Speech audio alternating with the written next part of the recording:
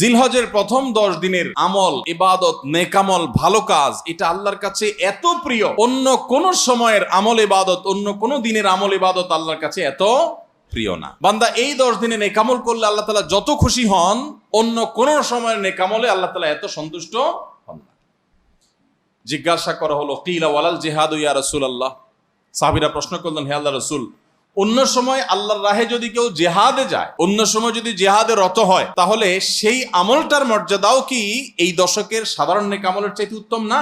ওটা তো জেহাদ, জীবন বাজি রাখা। এই সময়ের সাধারণ নেকামলের চাইতে অন্য সময়ের জেহাদটাও কি উত্তম না? নবী সাল্লাল্লাহু আলাইহি ওয়াসাল্লাম বলেছেন, ওয়ালাল জিহাদু ফি সাবিলিল্লাহ, অন্য সময়ের জেহাদও এই সময়ের সাধারণ নেকামলের চাইতে উত্তম না, ইল্লা, তবে অন্য সময়ের জেহাদ যদি কেউ এই পর্যায়ে করে যে তিনি তার জান মাল সবকিছু নিয়ে জেহাদে গেছেন, কিন্তু কিছু নিয়েই ফিরে আসতে পারেন নাই, সব আল্লাহর রাহে কোরবানি করে দিয়েছেন, এই লোকের কথা ভিন্ন, তার মর্যাদা সবকিছুর উপরে।